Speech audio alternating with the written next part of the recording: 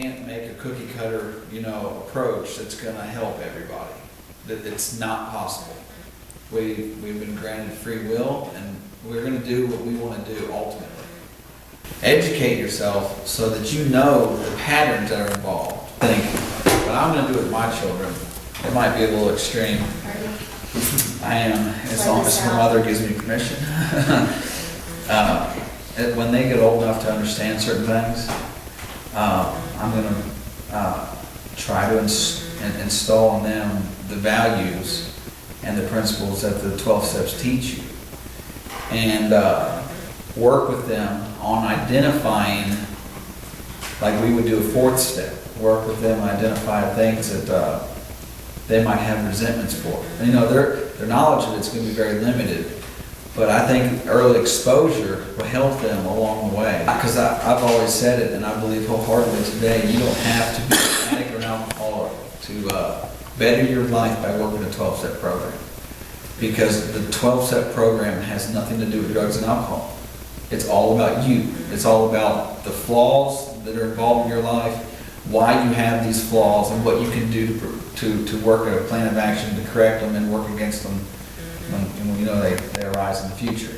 And I believe everybody should go through that. And that's something that I would recommend exposing, your loved ones to.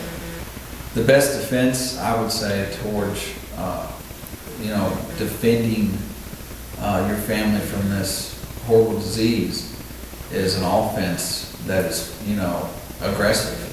What got me where I'm at is working the 12 steps and doing a thorough and honest 4th step and really laying it all on the table.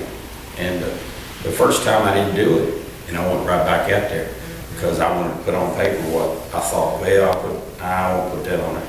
But the second time when I done the 12 steps, I was honest as it could be. And when I turned it over in the 5th step, I dropped the 5th. That's when I could really, I could start seeing the results. And it's a building block. You start out in the willingness. You got to have the willingness, and that's where you start your foundation.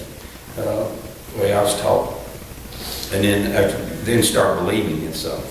Well, then you got to make a decision. After that decision, you have to put action in behind it. And when you get action, you start putting action in behind it. You start seeing results. Okay, this message should get out that what are we willing to do? Because a lot of times when it comes to recovery, it's what the addict is willing to do. You know what? What are we all willing to do? How much are we willing to spend to save the life of the next daughter or son in this county? You know what I mean? And I believe that it's put up or shut up time. It really is. I'm a wife of a recovering alcoholic and drug addict, and I'm a mother of one.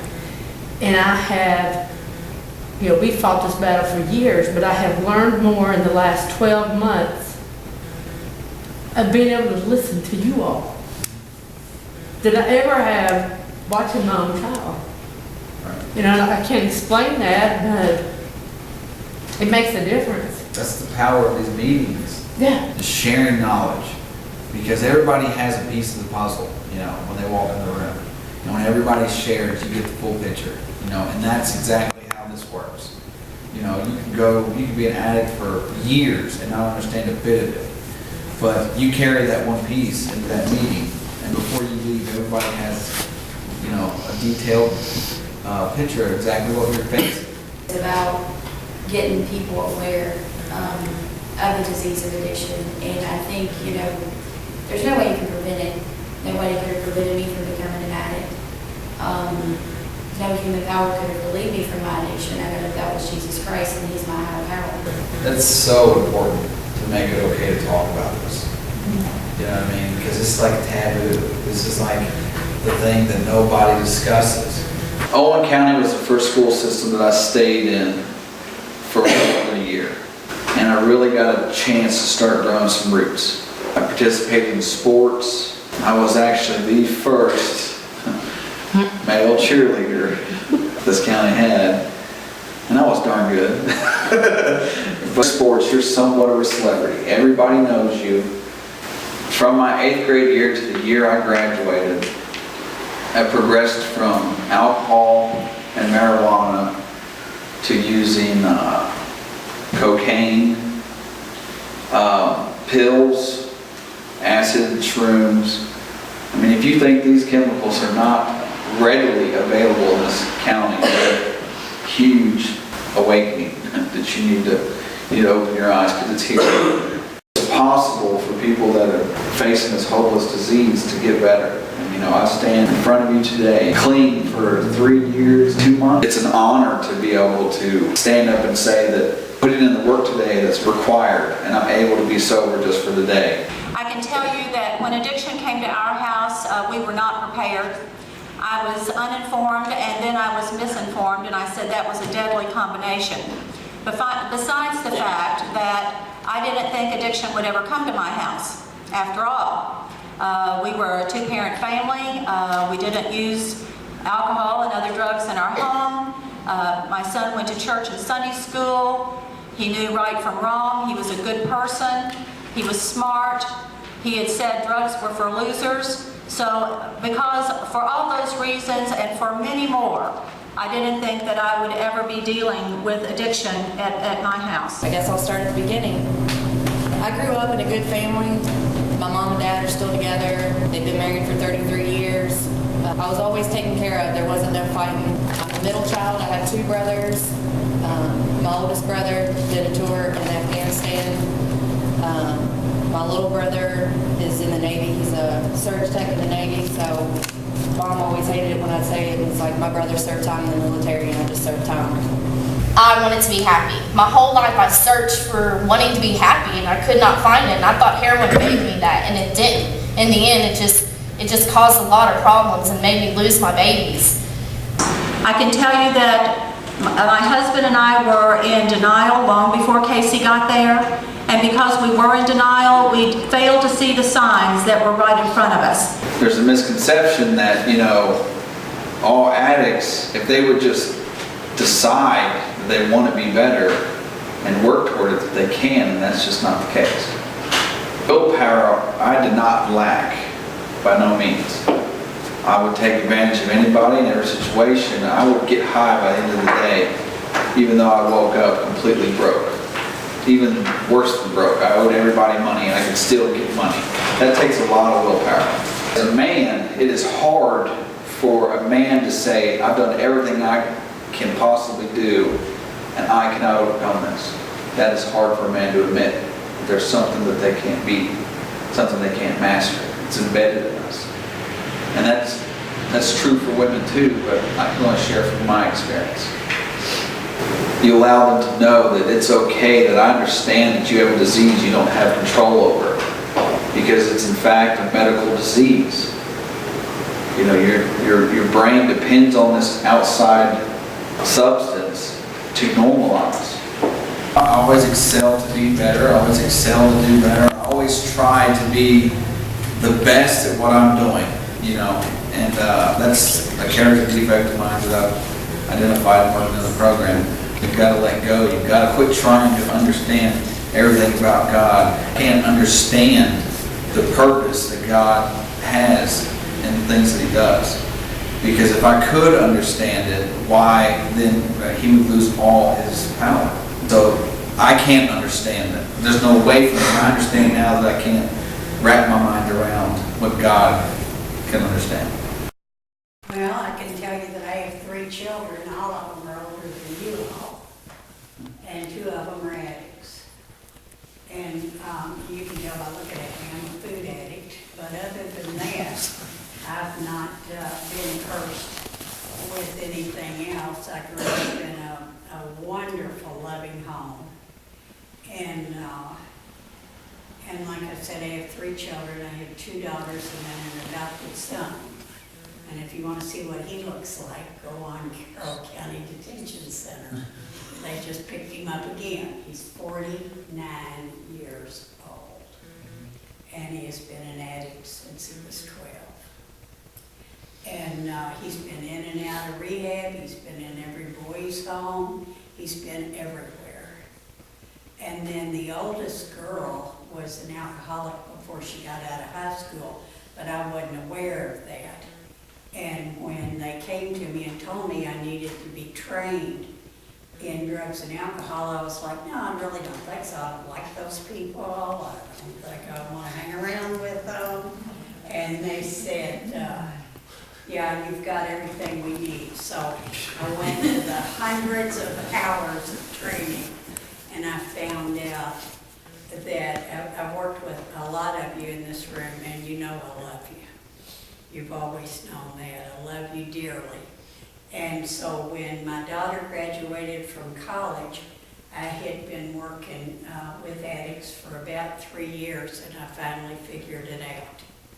And I said to her, I've made an appointment for you to get an assessment. And she said, well, I'm not going. She said, I'm 23 years old and you can't tell me what to do. And I said, okay, I'll go over to Henry County and talk to a judge and get an MIW.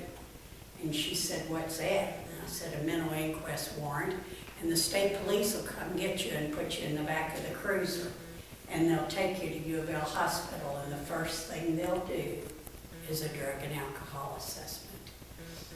And she said, okay, I'll go, because she knew I could and I would.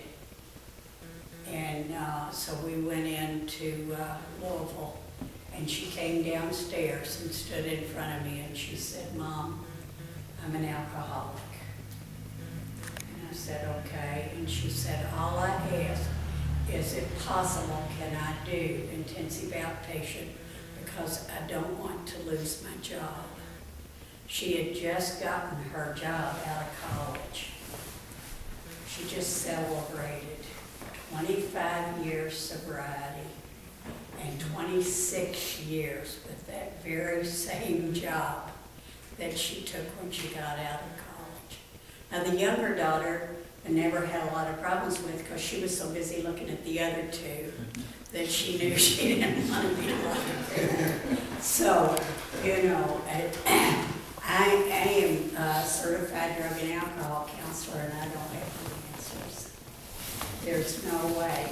All I can do, and I tell all of you, when I do counseling with you, I can sit here and counsel with you 24/7, but I cannot stop you from using. You can only stop each other.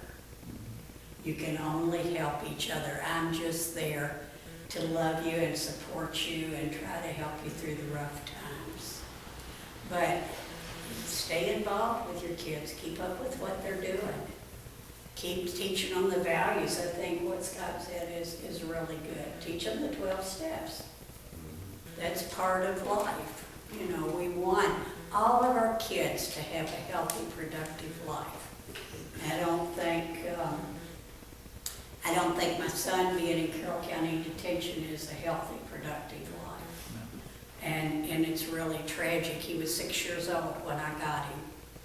And it's been, his whole life has just been one tragedy after the other. Most sad, but my certification didn't help him any. Most people don't pick up heroin for the first thing. However, a lot have started from prescription drugs, and that has led them into the heroin. And now that we're cracking down on prescription drugs, they're turning to heroin because it's cheaper, it's easier to get, but it is so dangerous. So Casey, like I said, was put on academic probation, and he ended up wanting me to go with him. He said, I just wanted to get a degree in something, Mom, and I went with him to see a counselor, but Casey never did make it back to school.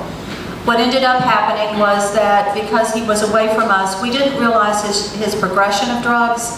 We didn't realize that he had gotten that far down the road. And honestly, he didn't know it either. He said until he ran out of money. And when he ran out of money, then he knew he had a problem. 34 cases of overdoses in 12 months. That's pretty scary to me, because that means we're averaging one overdose about every 11 days. And that's a total turnaround from what we saw just 7 or 8 years ago.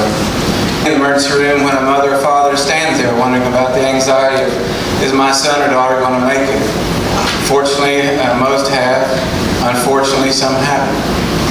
Maybe even more worrisome is the student or patient who gets dropped off at our door and nobody shows up to see what happens to them. Point that Casey overdosed 3 times. The third and final time, we had to let him go. And so we were planning for him to, hoping that we could donate organs because we wanted Casey to live on. We were not able to do that because he was an IV drug user. But instead, the plan was much bigger, and now we have Casey's Law, which allows parents, relatives, or friends to intervene on their loved ones regardless of age and without criminal charges. Those were the two things that I wanted most, because we were not allowed to intervene until Casey was laying in a coma at St. Elizabeth, or at University Hospital in Cincinnati. So the time to act is now, and I'll leave you with this last word, and that is, if you think that there's something wrong, there probably is, and you need to act now. Today, I do have my kids in my life. Recovery is amazing. The Healing Place has taught me what a support group is.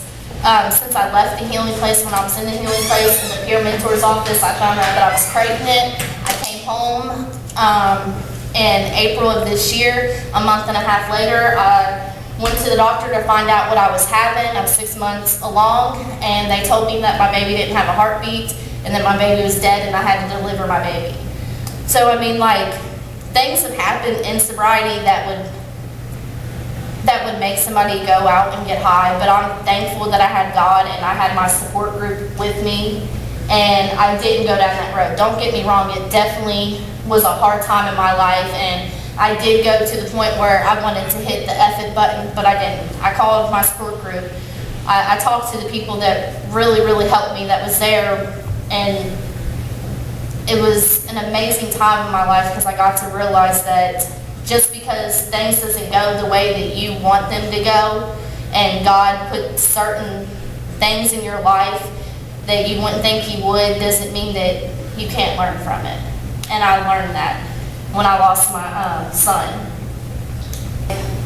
I love recovery. I love it. That high that heroin gave me, I get today standing up here. Like, it gives me cold chills. I love talking about it. I can talk somebody's ear off about it. All I know is that I want to help this county. I want to let them know that recovery is possible. And I just want people to know that I've been where you are and that recovery is possible. That you can do anything that you put your mind to if you have God, the 12 steps, and a support group, and a sponsor, and people that will stick by you. A good day is when everything goes your way and you're still sober. But a great day is when everything goes wrong in your day and you're still sober. And then I didn't ever think that I didn't wake up one day and say I'm going to be a recovery advocate. It just happened that I wanted to make a difference. I wanted to do something to make a difference for other people, because when we lost Casey, it was devastating, and we will never be over it. We get through it every day, but we'll never be over it. So as a recovery advocate, what I started doing was talking about it. You know, I'm old enough to remember when cancer was whispered. People didn't talk openly about cancer, but think about what happened after they started talking about cancer. We started having, walkathons, telethons, all kinds of fundraisers, and as a result of that, there was all kinds of research dollars that were spent. Now we have more people living with cancer than dying from cancer. That's what I hope to live to see the day for people who have the disease of addiction. Now let's talk about the disease of addiction. Someone who is addicted is not capable of making a good decision for themselves. That's why Casey's Law is because someone or something has to intervene. Now, in the past, it's been the criminal justice system. That's why we're in the position that we're in now. We had incarcerated all these folks, and now we can't house them anymore. So now what are we going to do? What other disease do you know of that you have to be arrested first before you get treatment? I don't know of any other disease like that. I know that when Casey had the disease of addiction, we were told that he had to want to, loosen up, and hit bottom. We were waiting for all those things to happen. They did. He died. Nobody wants to be addicted, number one. People who have lost more than enough. They've lost their families, they've lost their homes, they've lost lost their jobs, they've lost their insurance, they've lost their self-respect, and more importantly, they've lost all hope that they can be anything other than what they are right now. And hitting bottom, what is bottom? People have hit multiple bottoms and still continue to use. That speaks to the power of addiction. Now, what do recovery advocates do? They do just what I did just then. They talk about it. We talk to each other about it, because I would be willing to bet that your neighbor, someone you go to church with, someone who lives down the street, is dealing with the same problem that you're having right now, maybe. And because you're not talking about it, then you're isolated and you feel so alone, just like the person who has the disease of addiction.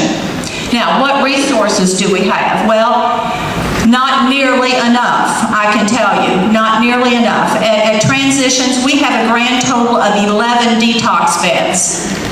11. We've got an epidemic going on, and we've got 11 detox beds. Detox is the first step to getting into treatment. Treatment facilities do not want to take you in unless you've been detoxed, about 5 or 6 days usually. And so then what? Casey was told to call back. That would be like telling someone who's having a heart attack, take 2 aspirin, call me in the morning. They may not live till the morning. Casey was told he could receive a summons within 90 days to appear in court. He did, the day of his funeral. When I called back to tell him that, she told me I didn't understand how the system worked. And I told her an addict does not have 90 days, he may not have 90 minutes. Those are the facts. Those are the facts. We are still telling people that they have to call back. We are still telling people there are a waiting list. Now, how can we change that? Every one of you. Every one of you talking to your legislator, letting them know what's important to you, that we need more funding for treatment and recovery resources. We have to talk about it, folks, and I know that typically this is a topic that nobody wants to talk about. And it's because of the shame, stigma, and discrimination that surrounds this disease that we're in pretty much the shape that we're in now, with nobody talking about it, and our children, our family members, our loved ones not getting the services that they need and they deserve just as much as anybody else. Because addiction is a disease, it is not a crime. Unfortunately, because of your disease, it causes you to do things that you would not normally do. At 16, I got with a guy, and he did a lot of drugs. And that's when I got introduced to like the pain pill world. I really didn't know what it was. You know, he would just give it to me and I would take it. But I deal with men, like, if you're gonna push me away, that's gonna make me try that much harder. Because I feel like that any relationship that I'm in, that I feel like I always have to fix somebody. And then when I do everything that I can to fix them and they don't act the way that I think they should, I get resentments and it makes me want to try that much harder, and it never works. I don't know, it was just a lot of chaos from the beginning. There's a lot of men in and out. You know, he would cheat on me, and it's one of my main character defects is I'm vengeful. You hurt me, I'm going to hurt you back. And so there's a lot of men in and out of my life. Had an affair with a married man that was 18 years older than me. You know, and I felt like he was the one that he was going to leave his life. And, 2 different occasions that he made me mad and I was drinking, and I ran over him with my car because he was running away from me. And this is the stuff that I have to remember to realize that alcohol is a problem too. It's not just the drugs. And I ended up pregnant. Me and him hung out for a while after that. I didn't find out I was pregnant until I was 3 months. Something that I always wanted to be growing up. When Mom, you know, would always say that when somebody would ask me, what do you want to be when you grow up? I would always say, I want to be a mom. And so I finally accepted it, you know, went to the health department. I got to hear the heartbeat. When I was 5 months pregnant, I went to go find out what I was having and found out the baby had died. And that's just when my fucking attitude came. I didn't care about nothing. Before this happened, I still didn't consider myself a drug addict. Like, I had control of what I was doing because, like, I wasn't spending my money on it. I just surrounded myself around the people that had it, you know, so that way I could do it. there was a girl that my brother would wake up in the morning, I would drink a Mountain Dew, and I would start drinking, and I would drink until I passed out that night. Dabbled in a lot of stuff until I lost that baby, and I just felt like my world had ended. Well, I just want to say, I want to give you all permission. You have the right to check your children's things in their rooms. You have the right to do that. You know, everybody's so worried about everybody's rights. They were told us we were trying to take Casey's rights away from him. We were just trying to give him the right to live the life that he was intended to live. So, number one, you have that right. Exercise it. Number two, don't be afraid to confront your children. You know, I was afraid to confront my son, I think, because I never wanted him to feel badly about himself. I never wanted him to think I didn't trust him, I didn't believe in him. I regret not being more confrontational with Casey. I regret that. I also will say to you, trust yourself. You know your child better than anybody else in the world. You know them. You know when things aren't right. Trust yourself.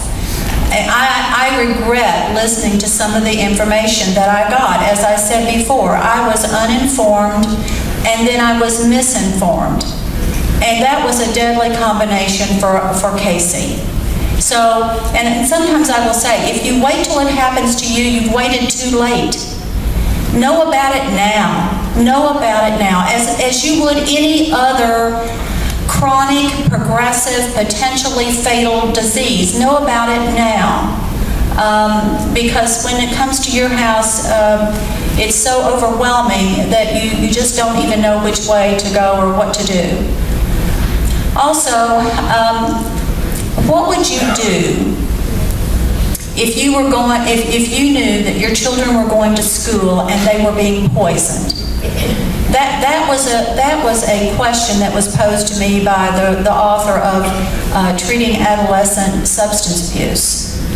And he asked me one day, we were at a workshop, he said, Charlotte, what would happen if we sent our children to school and they were getting food poisoning? What would happen? I said, oh my gosh, we'd have the World Health Organization, we'd have the FBI, the CIA, we'd have everybody on it right now. But we are sending our children out and they are being poisoned. You know, it's kind of like our children are like the canaries that went into the coal mines. Some of our children aren't coming back either. And it's because of what's out there that's killing them every day. Now, I want to ask you this, and I want you to answer. If you know the answer to this question, I want you to just shout it out. It's not a hard question. When do your children stop being your children?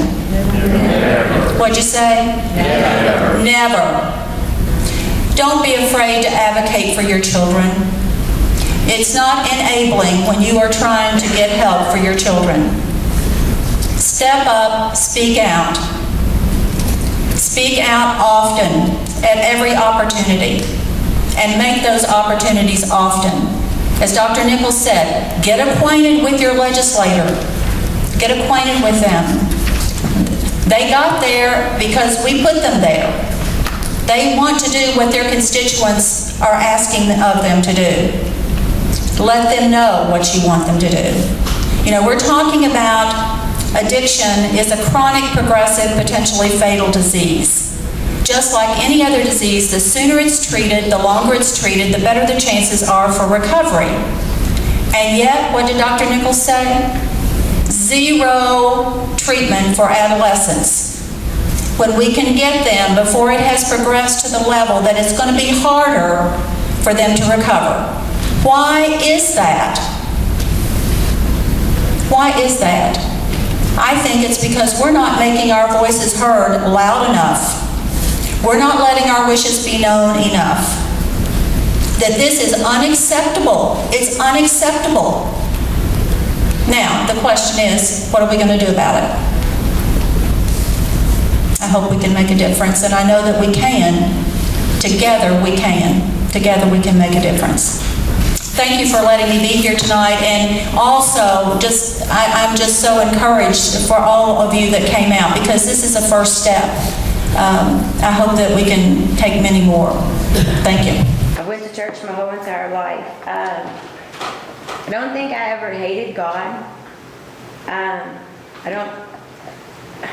I'm sure there's been times I've questioned him and doubted him and asked why things happen. Like my biggest question was always, why does the worst things happen to the good people? Like when my grandfather passed away, I couldn't understand why he would take a good man and leave all the evil behind. But my papa used to tell me that God takes the good people and leaves the others behind to give them a second chance to become who they need to be. And like I've asked myself over and over with stuff that's been going on around town and with friends and stuff, how did I get lucky enough to live through what I lived through, and what's my reasoning? And here lately I've thought about what my grandfather said. He takes the good people to give us a chance to become who we need to become. So, but I believe in God, Jesus, Jesus Christ, all that. My kids, growing up, I never seen either one of my parents drink. I wasn't around it. I wasn't ever around drugs until, I was older and in high school. I pray to God every night, every morning, that my kids don't go through and don't become who I was. That's my biggest fear. I don't want to see my kids. My kids have been through enough because of what I put them through. I pray to God that, they don't turn out like I did. Today. But it did take a while to get there. That wasn't an overnight thing. My whole life I knew that there was a God. I knew God existed, and I went to church. And when I was 12, I walked the aisle and accepted Christ because I was scared to go to hell. I didn't want to go to hell, so I did what I thought I needed to do to keep from going to that terrible place. But nothing about me changed. I didn't find that change, and that change didn't take place in me until I reached my low, and I was the most humble. And just it took a lot of humility to get down to that place to realize that I didn't have it all under control.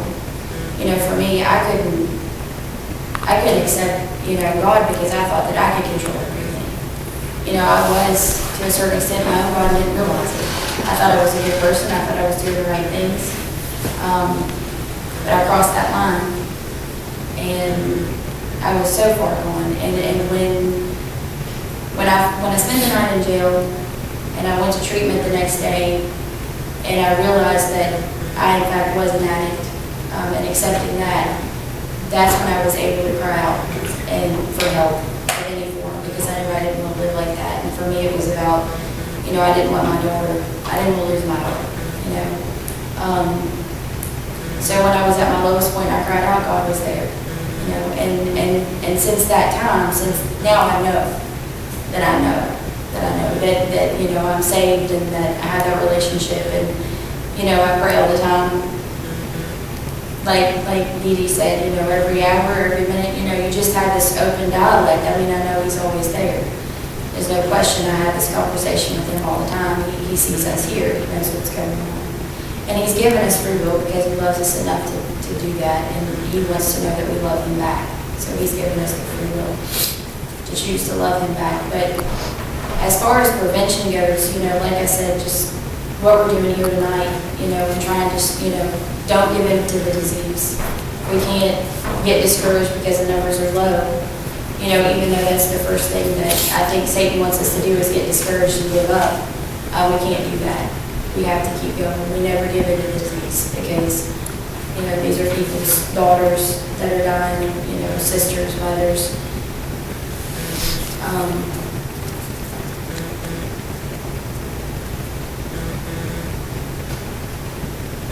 Education, awareness, making it okay to talk about this.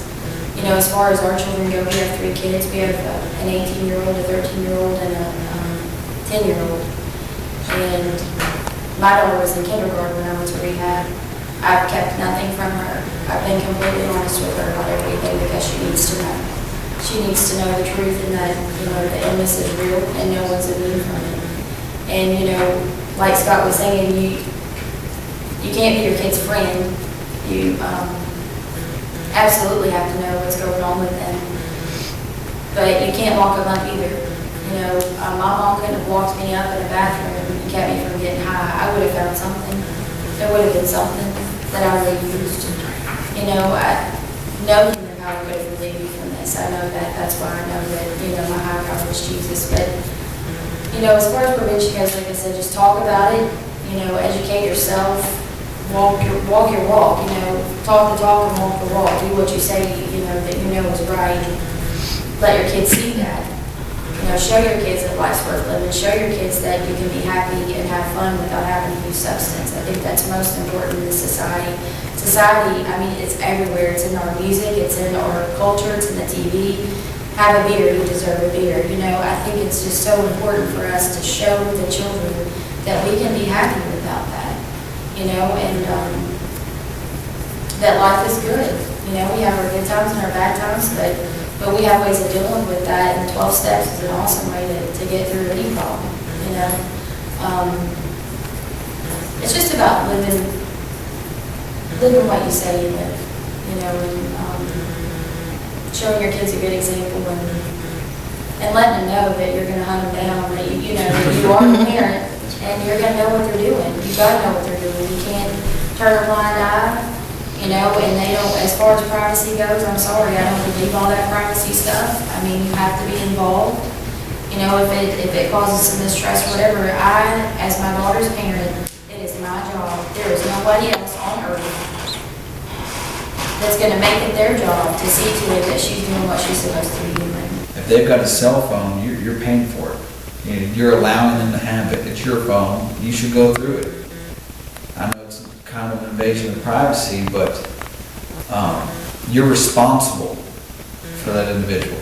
You know, so if you were, you know, don't be sneaky about it, because that's dishonesty, and you're teaching a bad, you know, a bad habit there. But tell them, I'm going to go through your phone periodically, and I'm going to check up on you. I want to know where you're at. You know, you got to stay involved, because you want your kids to like you, of course. Everybody wants their children to like them. And at some point, they hate you for a couple of years. It's just natural. But you need them to respect you more. You know, and also I want to be there for her, to let her know she can talk to me. She doesn't have to be perfect. You know, nobody's perfect. That was one of my big struggles, is I could not accept failure.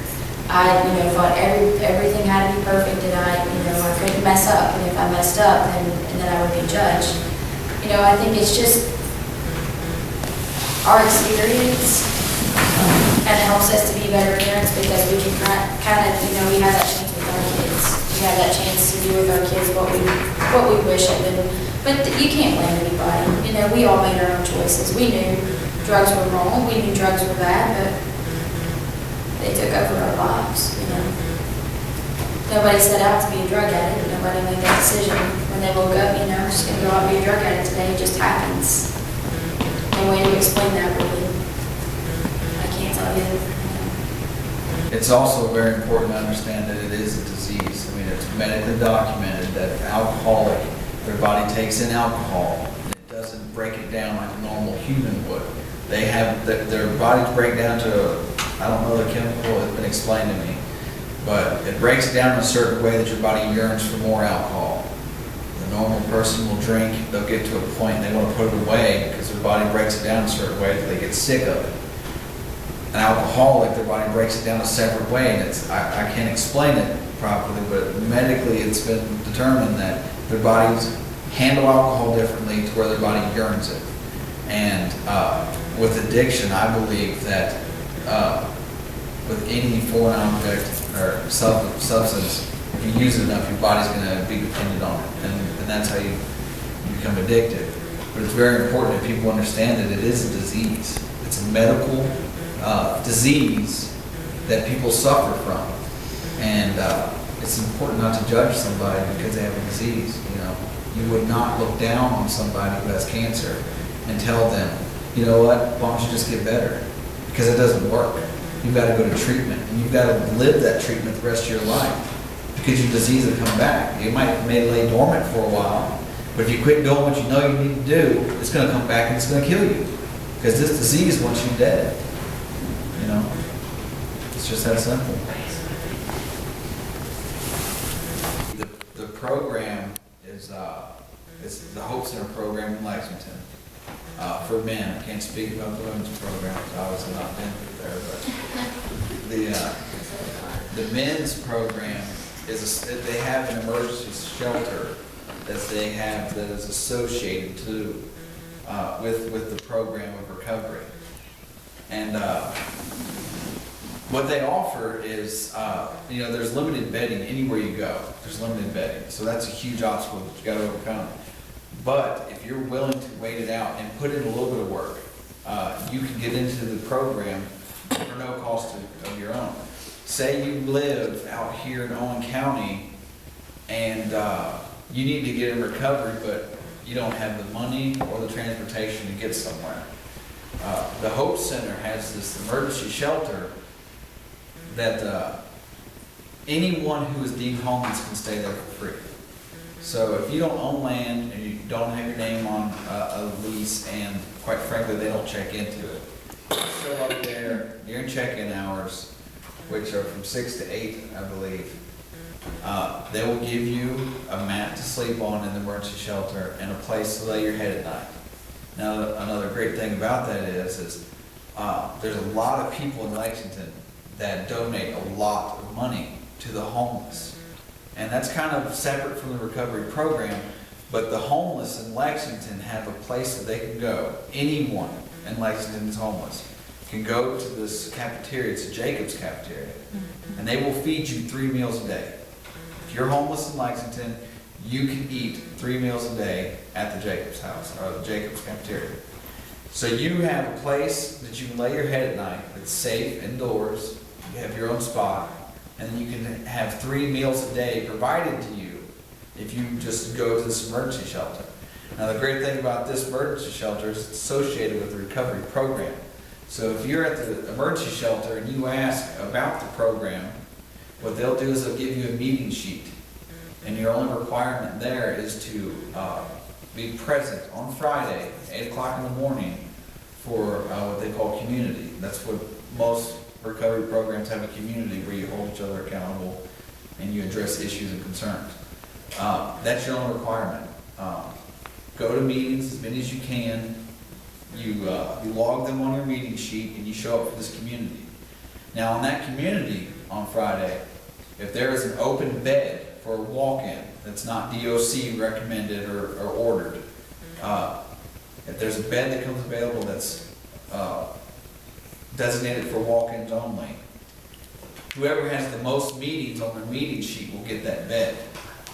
So, I mean, you really have to just ask yourself, how willing are you? Are you willing to live in a homeless shelter? Are you willing to eat the food that they provide you that's not gourmet, but it's food? You know, you're not going to starve and you have a place to sleep at night. And go to these meetings. If you go to meetings, you're going to start hearing the message, you're going to start learning the learning process, and you will get a bed eventually. I just took a friend of mine a month ago, I believe it was, 3 weeks.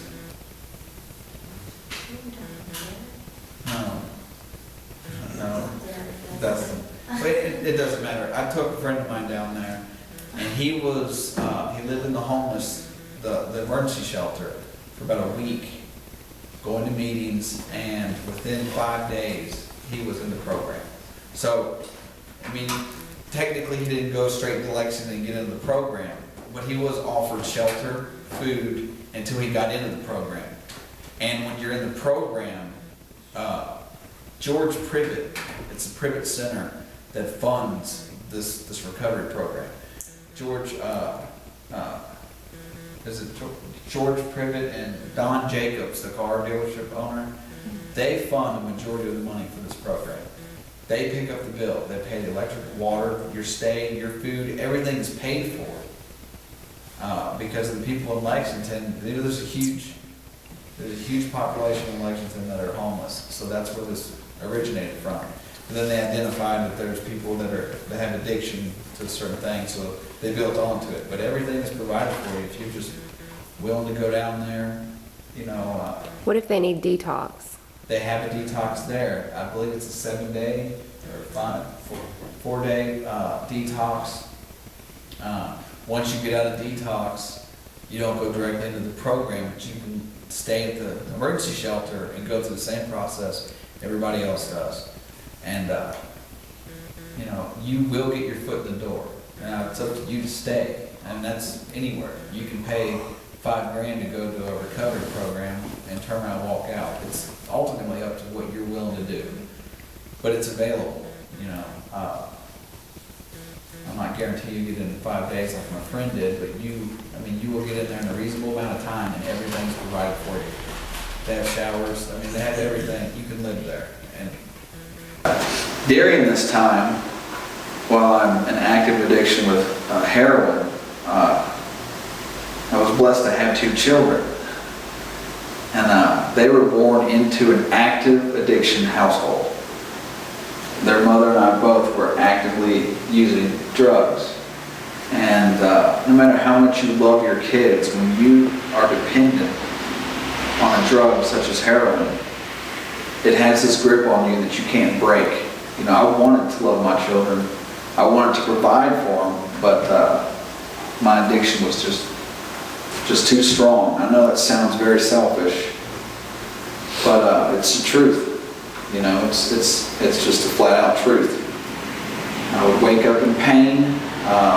My intentions were to be a good father, but before the end of the day is I'm using drugs and I'm using my money to pay bills to get these drugs.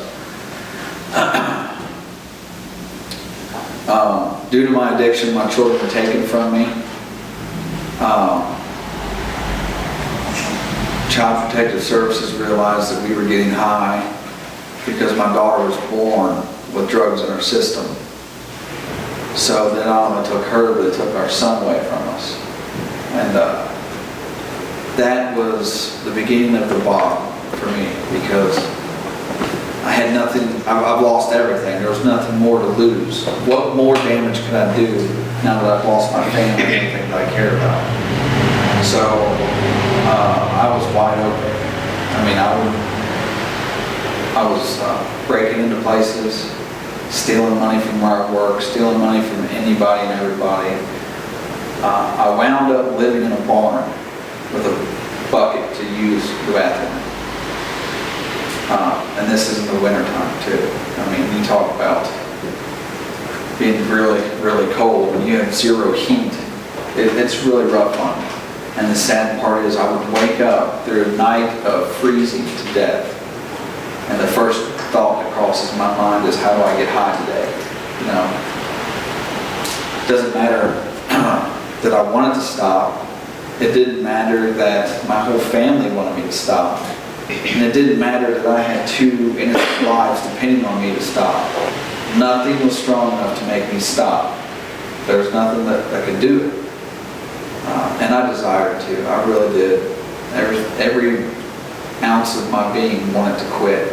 But I did not have the power. I didn't understand what I was up against. I ended up getting called up by the law again for, you know, trying to steal, borrow, and take everything I could to get high. And I went to jail for a long time. It was 20 months this time. And when I was released, I went to the Men's Hope Center in Lexington. Now, the Men's Hope Center introduced me to the addict and the recovery mentality. You know, I knew that I had a problem, and I thought my problem was drugs, but it turns out they teach you that you are the problem, you know, because it's deeper than the drugs you're using. There's a reason why you think it's the next right move is for you to get high. And they helped me tackle a lot of those underlying issues that I was suffering from. And I still suffer from them. I'm not healed today. I'm not standing in front of you today with a vaccine that's going to heal people from this disease, because there's no cure. There's no known cure for it. But since going through the recovery program, I've been able to keep a job.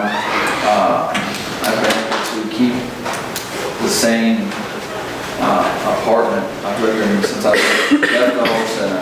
I've lived in the same apartment. mind you, the Hope Center is considered a place for the homeless, and that's exactly what I was. When I got out of jail, I didn't own any property. I didn't own a home. My name wasn't on any deeds. I literally had nowhere to go. I was completely homeless. And living one day at a time and not getting high, I went from living in a homeless shelter to the same apartment that I have today. I own 2 vehicles right now, which I'm in the process of selling one. But I have that option today because my money's not tied up in drugs. You know, going through recovery it's transformed me into a citizen that abides by the law. I'm productive. I give back.